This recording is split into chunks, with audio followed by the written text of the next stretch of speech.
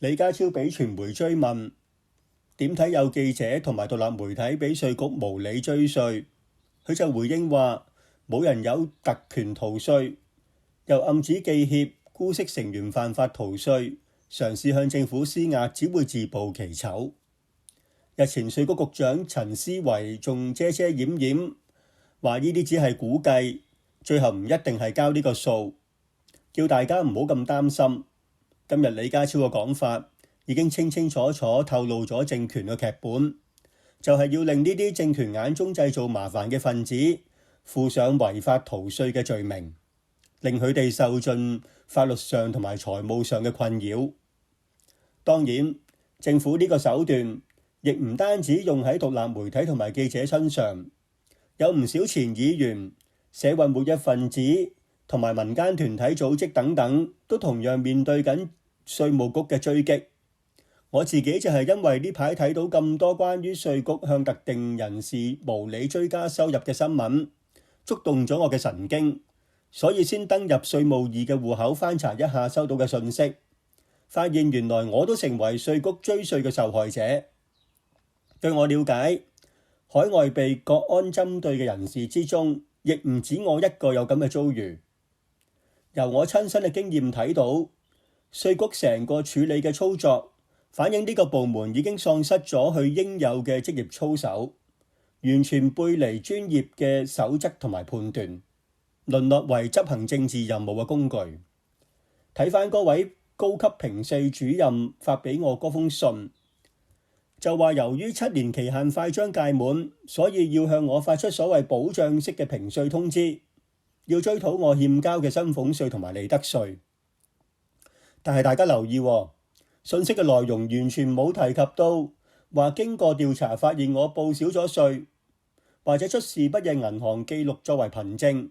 而係純粹因為2018至19年度追稅嘅期限快將屆滿，所以要趕喺呢個時間向我發出追稅通知。成個信息俾人感覺就係因為收到上頭柯打，所以要做嘢，所以要趕喺限期前完成呢個任務。只係相隔1個星期啫，我就收到2封稅局發俾我嘅繳費單，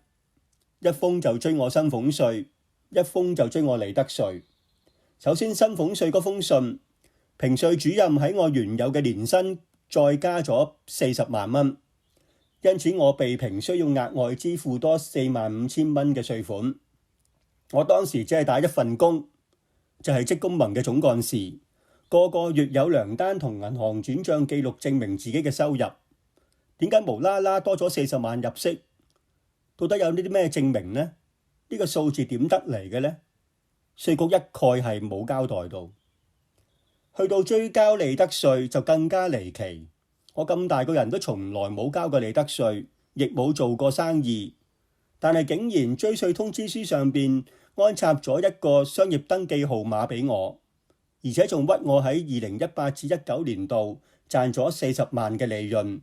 所以要我交返4萬蚊嘅利得稅。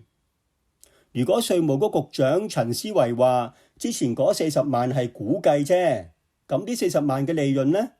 算係乜嘢呢？係咪幻想出嚟嘅呢？我從未申請過商業登記證，所以我有合理嘅理由懷疑係咪有人刻意偽造文件想砌我生豬肉呢？我查過網上登記嘅資料，呢個商業登記號碼根本就冇存在，除非稅局自己身有屎啦，否則係咪應該立即報警列作刑事嘅罪行處理呢？香港制度崩壞已經唔係新聞嚟㗎啦，大家見到警隊、司法機關、懲教署、教育局一個一個咁走樣，估唔到今日連稅務局都淪落到如斯嘅田地。好啦，今日同大家講到呢度，希望未訂閱呢個頻道嘅朋友可以 Like、Share 同 Subscribe， 撳埋個鐘仔，一有香港、英國嘅勞權消息，我哋即刻通知你。